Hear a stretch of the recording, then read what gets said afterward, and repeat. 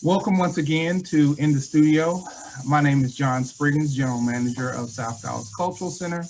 And today we are having a conversation with Talley Williams. She is a local artist here in the Dallas-Fort Worth area.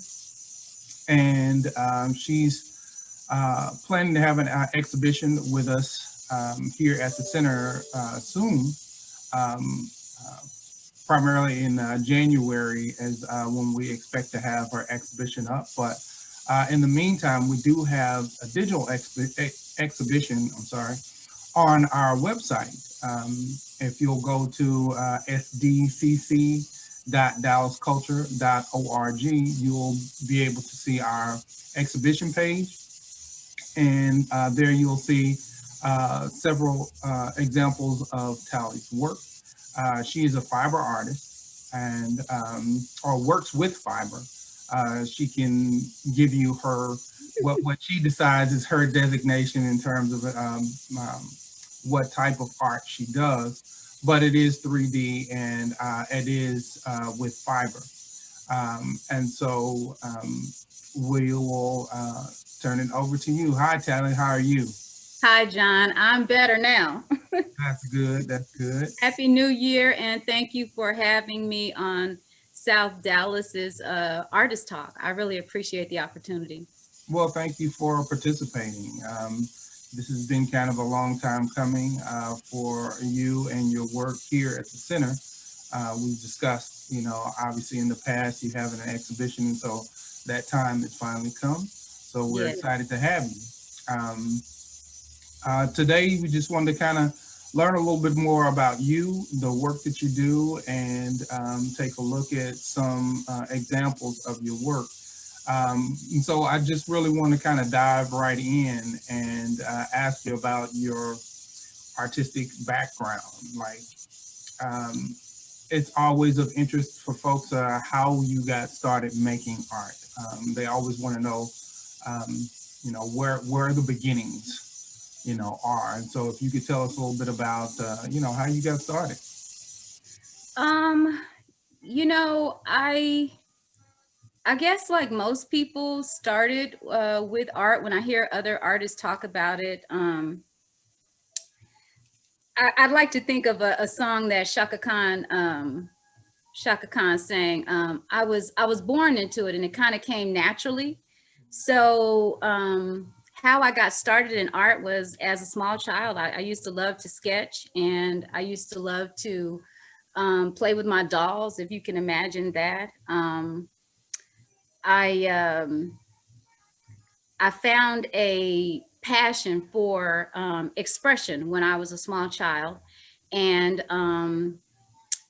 developed that passion early on. And I I guess I would say that my when I first started creating art was then as a small kid. I took one art class when I was in the seventh grade, and I created a pop art sculpture. It was a mock of the book Roots, and that started my passion for art as a child. My mother sewed when I was a child, so I would help her pin patterns. And I didn't actually sew, but I would help her pin patterns. And I enjoyed watching that process with her. And the visual arts, in terms of displaying fashion, like what I wore, sketching images of myself, because I grew up in the 70s. I was born in 64 and I grew up in the 70s, and there weren't a lot of images of us. And so I just kind of grew up noticing that I didn't see images of myself, taking taking interest in my mother's work, and then also just replications of my own image in sketch and drawing. Okay. Okay. Gotcha. Gotcha. So you talked a little bit about taking an art class in the seventh grade. Yeah. Um, and so did you take any more classes beyond that? Did you, pursue it as a degree or anything, or take classes like in high school or college or anything of that nature, or there are any other kinds of coursework or not even just coursework, just like, there are opportunities to take, do workshops and all kinds of things. So did you participate in any other kinds of opportunities? Well, I am a self-taught autodidactic learner. Gotcha. Um, I'm also an entrepreneur and have had my own business for some 32 years Gotcha. in consulting and as a stylist. But in terms of art, the only art class, formal art class, I can't even call it formal. The only art class I've ever had was in the 7th grade. And that class, I think, is where I developed my voice as an artist, if you can believe that. My instructor at the time, Judy Church, introduced a genre called pop art sculpture. And she talked about how pop art was an opportunity to talk about topics that weren't always comfortable for people to discuss. She talked about the Mapplethorpe images, if you can imagine that, in 7th grade, which was pretty provocative for us to see, and sexuality and race issues and things like that. And at the time, I decided to create a pop art sculpture. So that class was the only formal class, I guess if you could call it that, that I ever took.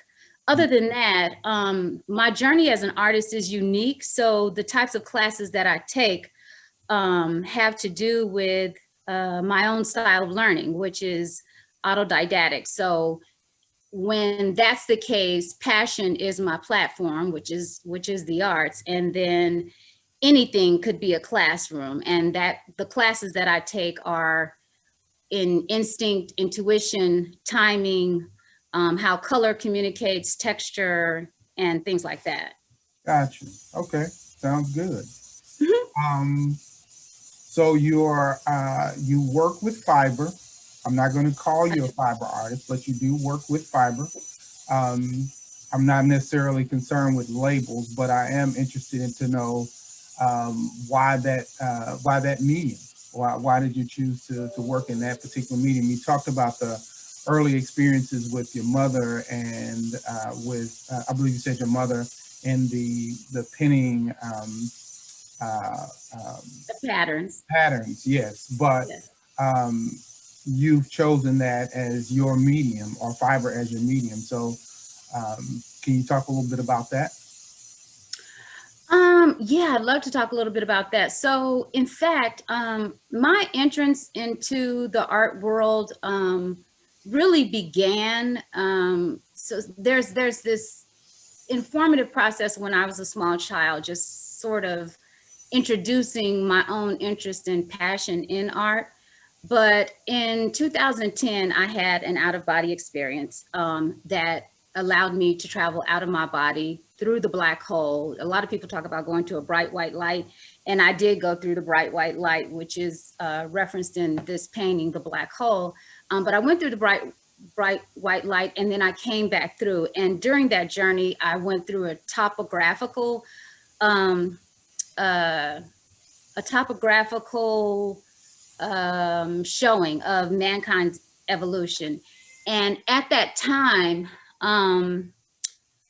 I learned brush strokes. I learned how color speaks. I learned different patterns, and I actually started off painting from that experience. When my spirit was deposited back into my body, I had experienced, like I said, the brush strokes in movement of my body, and I would translate those.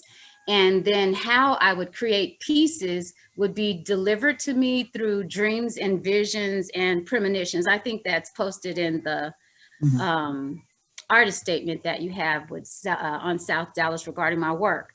So how the fiber art evolved from that is during one of the dreams that came to me regarding the work, I was painting in the dream. And as I was painting, the paint became more like clay or 3D and emerged from the painting. And it was at that time that I realized the dream was telling me to move more into 2D, excuse me, more into 3D or sculptural art. And I love to use different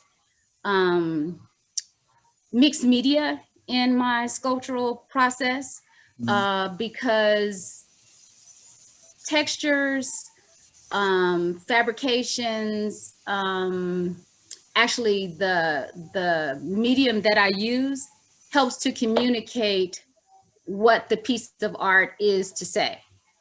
Does that make sense?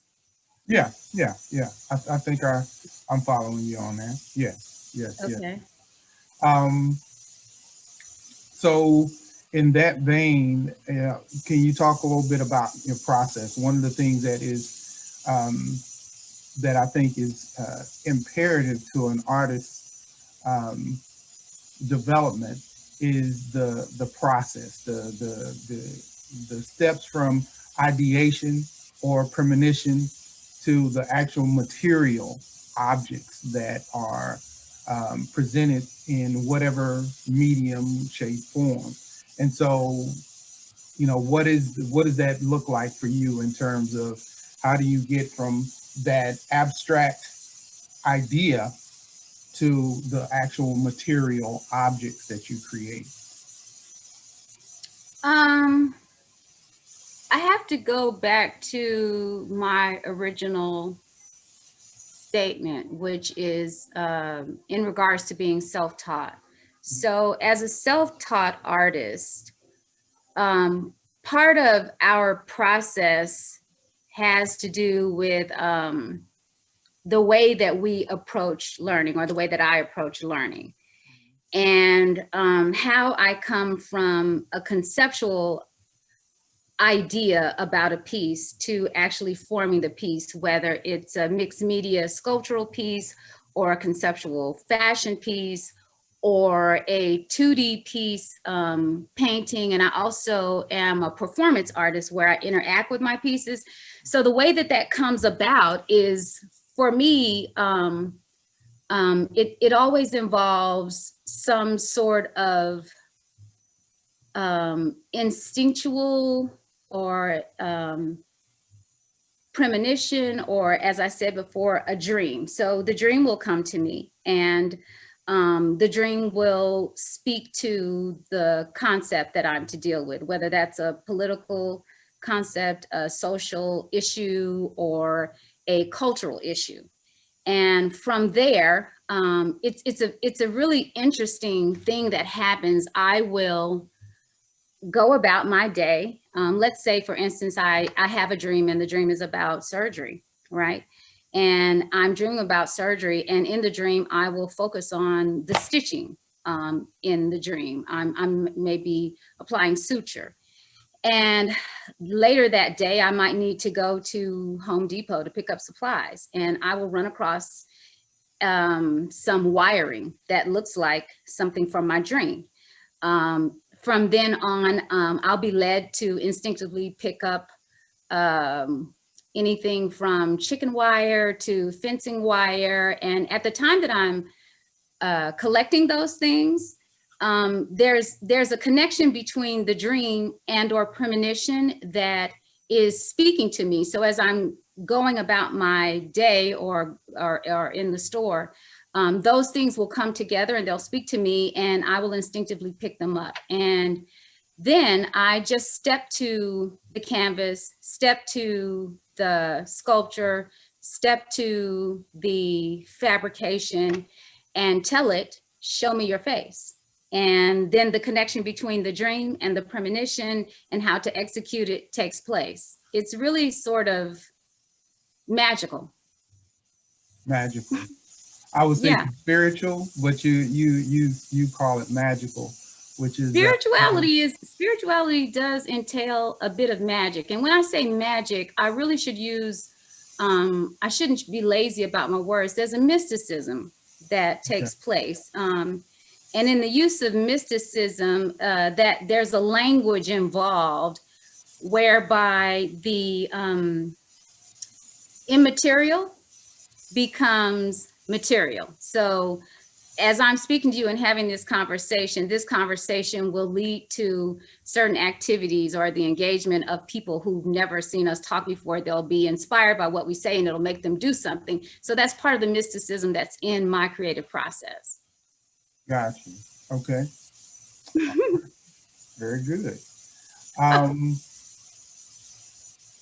as far as like, I'm a firm believer that, and this may apply to you or not, but I'll ask it. But I don't think that we create work in a void.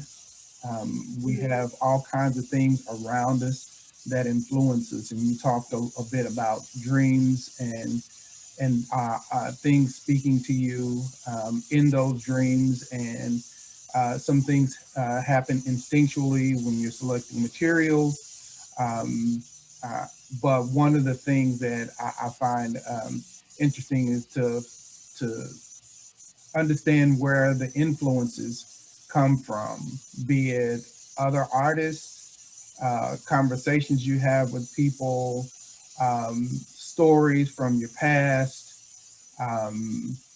things that you interact with in the world and in the environment. So I'm curious to know, like, what kinds of things influence the work, especially during the process, because the dream is one part of what you're discussing, but you're actually physically in there making the work.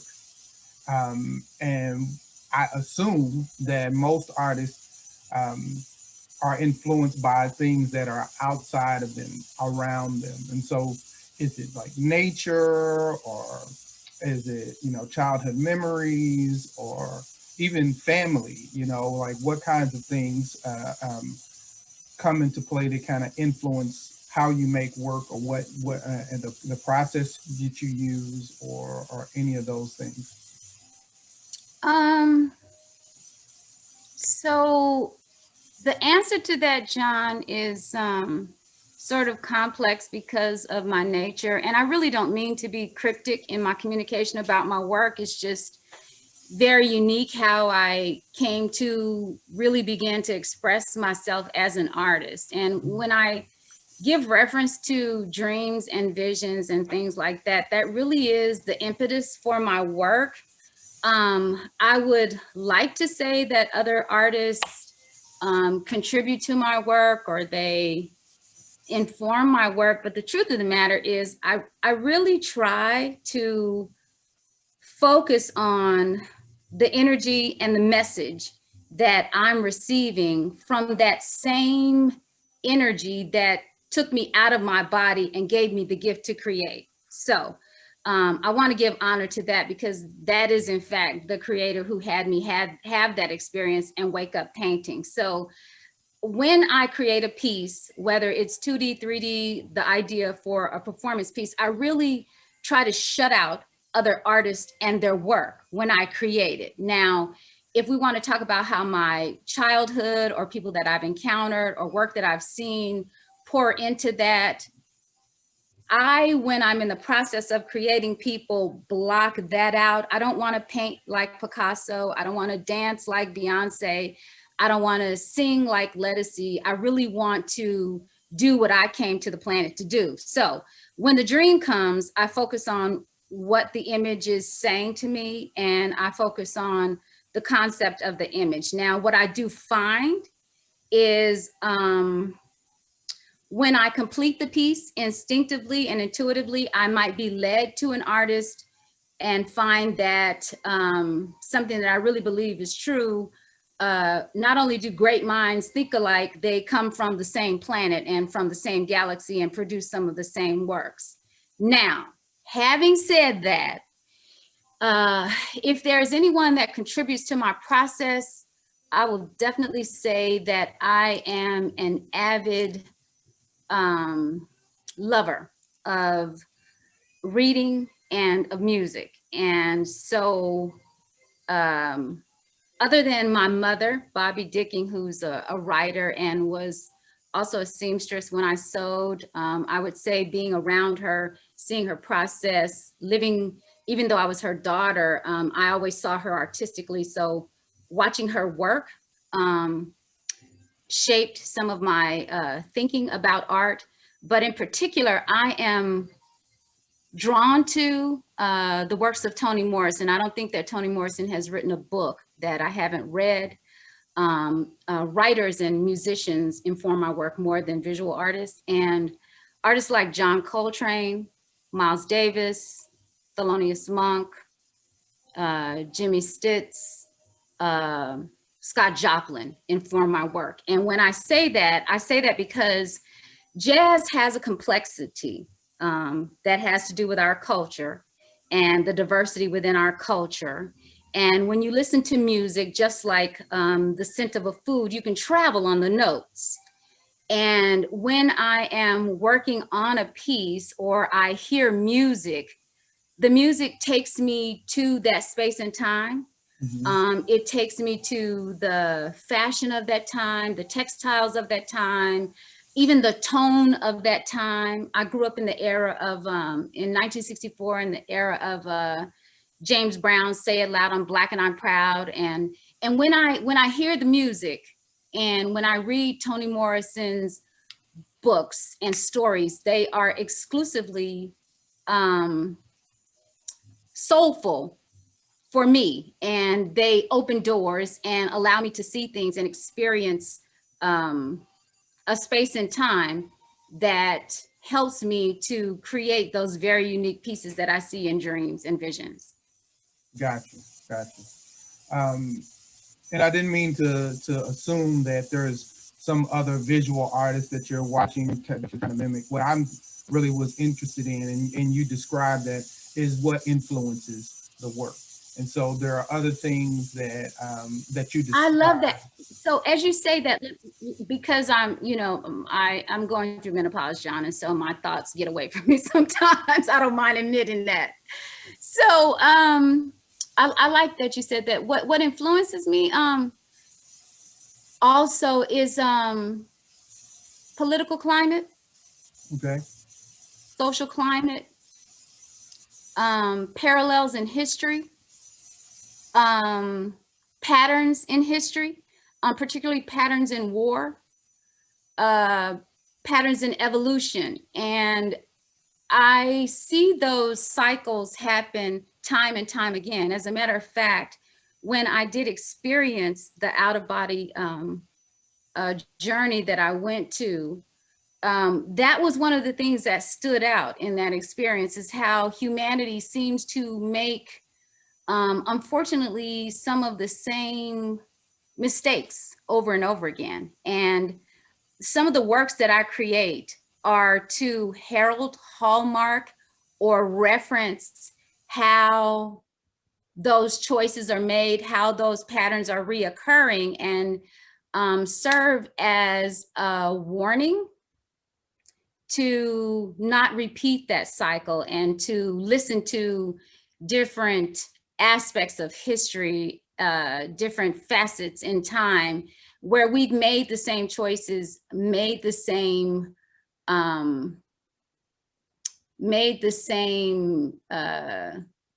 hostile responses to different gender, different races. And so that informs my work too.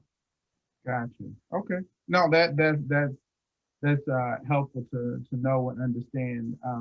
With that being said, I would like to take a look at a few of your pieces. I'm going to share, or attempt to share, my screen. So that we can do that. I think this is it here.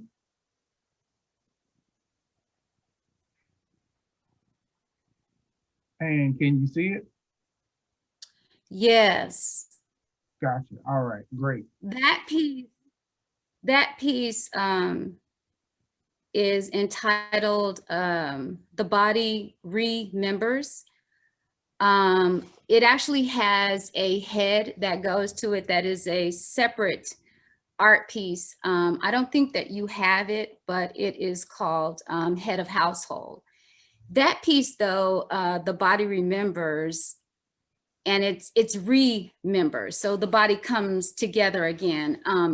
piece is the result of what I call this season of melanin hunting that has been going on with the Black community. And there's some clothespins that are attached at the hemlines of the piece, at the footing, at the, I'm pointing on my screen as if you guys can see me, at the hemline of the piece. And I think they can see it from the screen, yeah. Okay, good. On those clothespins are the names of victims of police violence. Not only are the names on those clothespins, but also the ages of the victims of police violence. When I created that piece, the textile that I chose for it actually was shown to me and selected instinctively and intuitively because people don't realize it, I think, when they look at it initially, but that textile is actually what the skin looks like when the epidermis is removed. So what I was conveying with the piece is that when the skin is removed, we all feel the same thing. And there's no way for you to hurt my community, to gun down Black men and women, and think that when you do that, somehow it doesn't touch you, because the body is, we're all humanity and we're all a part of the expression of humanity. And so when you hurt one, you hurt all. And so that textile again is reflective of the body without skin. The clothespins are the victims of police brutality and police murder. And it stands at 7 feet tall without the head attached. And it is really a call to everyone to understand, one, murder is murder. Because you are licensed to kill or licensed to shoot doesn't give you the right to take another person's life. And in particularly, when I was researching this piece, John, I found that many of the men and women that were murdered due to police brutality and during what I call the season of melanin hunting was during their prime reproductive years. So many of the men are 50 years or younger. And what each of these clothespins represents is the snuffed out life of a generation. Right. And I thought it was important to bring imagery to that. That piece again came in a dream, and I'm looking forward to its effect, the dialogue and the compassion, hopefully, and the indictment, I would even dare say, that the piece evokes when it's viewed. Yeah, I think, for me, I started with this piece because of your use of color, obviously use of texture. The clothespins, now that you've explained them, and obviously, seeing it in person would, have of course, a different effect. But I think the structure, the composition, the use of color, how tightly woven those the fibers are, definitely speaks to a level of skill. It has this, and forgive me for saying, it has a bit of a folk art kind of feel to it, but with a level of sophistication that is, much more thoughtful and a level of technique that is much more refined. So it's this combination of things that's happening, from a technical standpoint. I like that you use the term folk art. I used to early in my career sort of be offended by the term because I thought it sort of pigeonholed and relegated the art. But when I think of folk art, actually because of my studies relative to the pieces that I create. Folk art really is a term I think that we use in the West. In Africa, this form of art is called Nkisi and Congo. And so these pieces were presented during a colonial time to herald and to warn. And so folk or mangaka probably would be a more appropriate term for the work, because there's a certain amount of energy that's infused in the works that I create. The energy goes into the making of the piece, and it actually dictates how the piece is put together, and the story that's told when it's presented or exhibited. And I think it's effective. I also wanted to point out that the reason that I have the shredded newspaper in the piece and I use the clothespins is I feel like in many ways, despite the contributions that African Americans have made, descendants of the diaspora have made to the globe, and specifically the 7 continents that we were distributed throughout the diaspora, we are hung out to dry. And that's the reason for the clothespins. And the shredded newspaper, I noticed that when used, and I repeat the use of shredded paper in my works, because some of the most important documents that are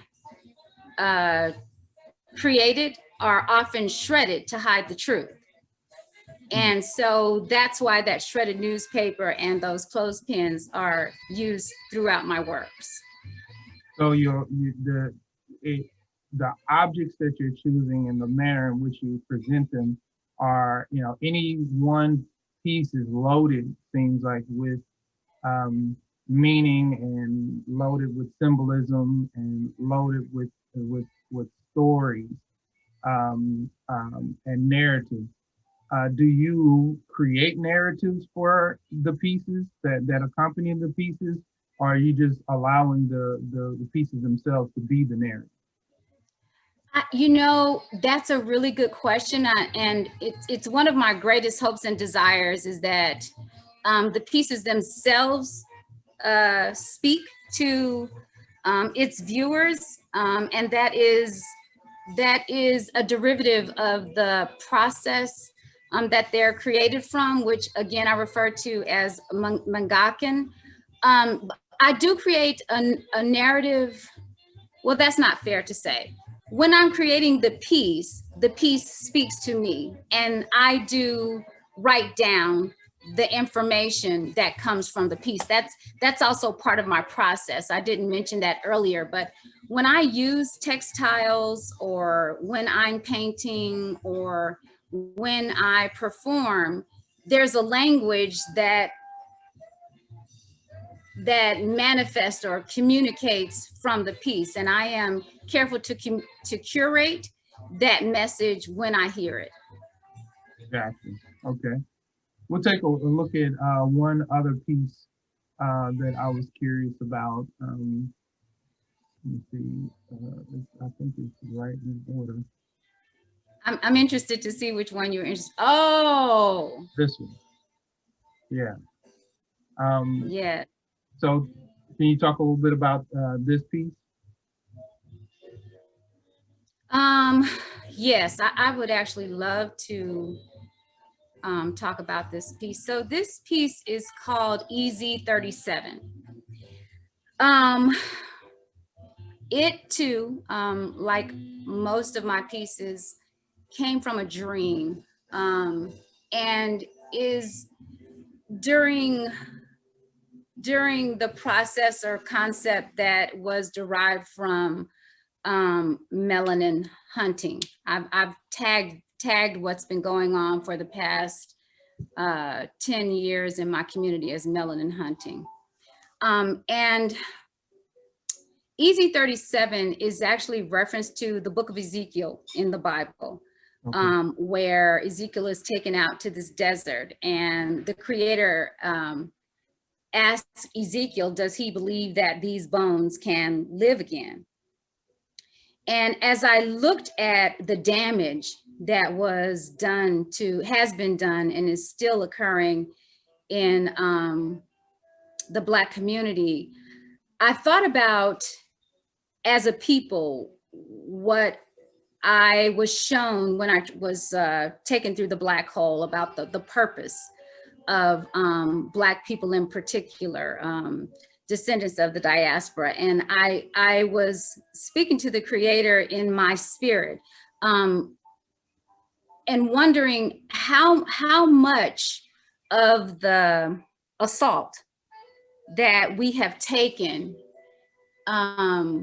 and the toll that we've taken, can the bones of our ancestors, can the purpose for our being on the planet be revived? And so this piece is actually a manifestation of that conversation.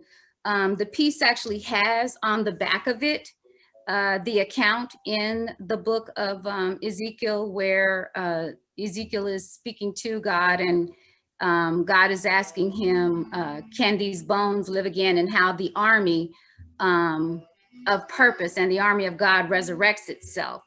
And the piece is actually comprised of a safari cotton fabric. I work with cotton a lot. My ancestors laid the foundation of 7 continents through cotton. And so I love working with cotton. The piece is also layered with jute, which is a fabric that not only soldiers, but slaves wore. There's a lot of history in that fabric. So it's comprised of the cotton, the safari, khaki, and also leather, which I refer to as skins. And I say skins because I call leather skins, because even though it's a hide, the tones that I work with come in the complexion, a variation of complexions from cream to mocha to dark chocolate. And whenever I work with skins, I am drawn to particular regions and particular tribes and particular peoples. So this piece, EZ37, is comprised, first of all of those textiles and the times and space when they were used. And then also, you can't really tell because the piece is stagnant in this image, but when the piece is worn, there's a movement that's created in the back where the jute is, and it opens and closes almost as if you're looking at the Sahara Desert and you see the winds of the Sahara blowing. And I think of when Ezekiel Ezekiel had the conversation with God, and I imagine those bones stirring and that wind blowing. And so that's communicated through the piece as well. Awesome. I have a tendency to, I don't know if the viewers can tell, when I create pieces, I don't use a pattern, even though I cut patterns with my mom when I was young. I was told by a friend of mine who is from Kenya. She said to me, your approach towards sewing is very much like the women from home. Rather than sewing from pattern, you create your own shapes and put them together. So when I put pieces together, and sometimes I combine them with another constructed piece, I think it's important to not only know how a piece is constructed and how it comes together, but to also take pieces apart, because whether you're dealing with history, humanity, nature, you learn as much about a piece when you separate it and cut the seams open, place things that were in the front, in the back, something that was on the bottom, on the top, to get a more complex understanding of what the piece is actually communicating. And by doing that, like putting an opening in the back or a front closure in the back, it helps you to almost subliminally look at things from different perspectives. Gotcha. I'd like to ask you though, how did the piece hit you? Well, one, I think the choice of color, the combination of material are what intrigues me. And then this panel in the back that obviously has text, is there and seems to be, as you just described, an opening to an understanding of what is being presented. It has this honestly a couture feel to it, in one regard. Sorry, I didn't hear you. I said it has this couture feel to it in one regard, but at the same time, it has this sculptural kind of nature to it, where the intention doesn't necessarily seem, I mean, it's in the realm of something that should be worn, but at the same time, it doesn't necessarily have to be. That it seems as if it's meant to be presented in this way, as opposed to being something that is worn, even though it can be worn, if that makes sense. It does, and you actually, I'm glad that you said that, because you actually hit on something that is a part of my intention in the conceptual wearable arts that I create. I think some of the fashion that's created, if we can call it fashion, some of the garments that are designed for us to wear have something to do with what a designer wants to say about the person that's wearing the garment. And you talked about the piece having a couture feel. I like to refer to my pieces as spiritual couture. So the pieces that I create, much like the art that I create, is not designed so much to follow a trend or to design for the purpose of some activity. It's not active wear, but it's really designed to let people know when you walk into a room what your purpose is, what you mean by being present. So the way that couture garments are cut specifically for an individual, the spirituality in the pieces that I create are for specific types of people. I don't expect them to be worn by people who are not confident about their purpose. Gotcha. Well, I'm not, and then, again, I just think it's a beautifully done piece, just visually, taking it in. I'm, intrigued to see the entire piece. But I think the panel, I mean, obviously when you include text into anything, I'm sorry, John, I'm not able to hear you very well. Can you hear me? I can hear you better. Okay. I was just saying that I found the piece visually just beautiful as it is, without trying to dig into any kind of meaning. But when you add text to the work, it suggests, at least to the viewer, that it should be read, if it's legible, obviously. Well said, it should be read. Yeah, and so the presentation of that, I think about something, a text on the back of like a jacket or a sleeve or something, is the idea of someone seeing this as you're walking away, as opposed to walking towards, almost as if there's some message you want to leave behind. Or I love that. Some kind of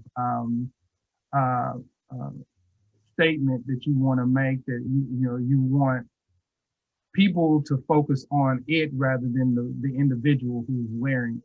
Oh, I love that you said that. John, I have 2 sons, and one of the things that I constantly tell them is people can see you coming, but there's so much that's communicated in your back. Yeah. That is true. Well, I like to go ahead and wrap up the conversation, and I tend to want to wrap it up with a question that I always ask my guests.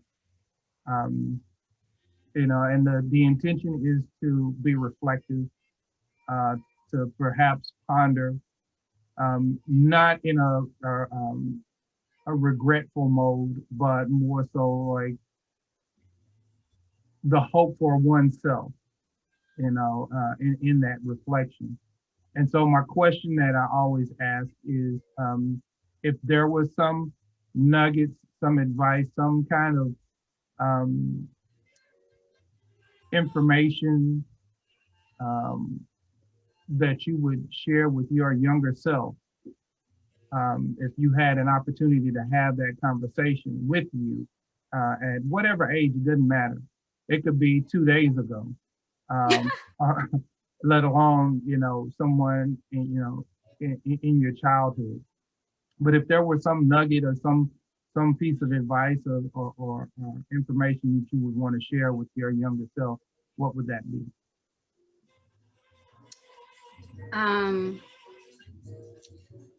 that's a really good question, and I like that you said it doesn't, my younger self, whether it was 2 days ago or um, you know during my developmental years. I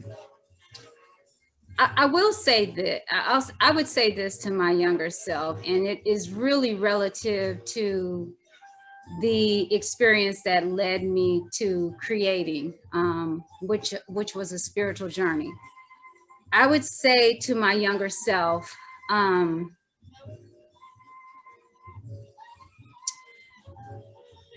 you're an artist,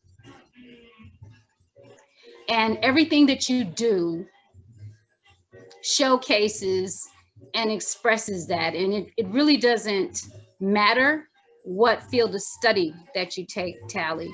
Understand that you're an artist, and your ability to express visually, verbally, through movement is a gift. I would also tell my younger self that the ideas that you have of yourself are true, and you are, you know yourself already. You know yourself already, and there's a larger you that you know.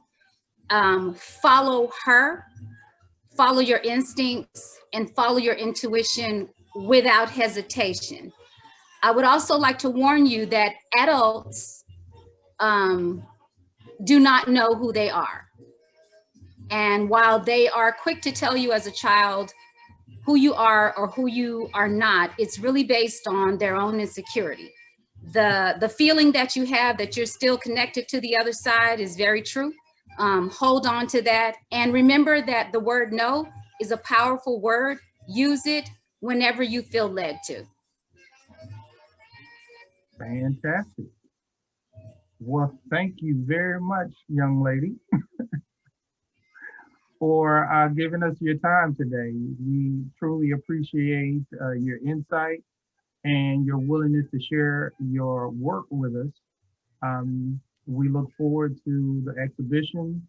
And again, for those who are watching this, if you want to take a look at her work, it is actually, Talley's work is presented on our website. And again, understand that this is just a small portion of the work that she's done, but a very specific exhibition that she's created, a group of work for. So you can find that on sdcc.dallasculture.org under our exhibitions tab.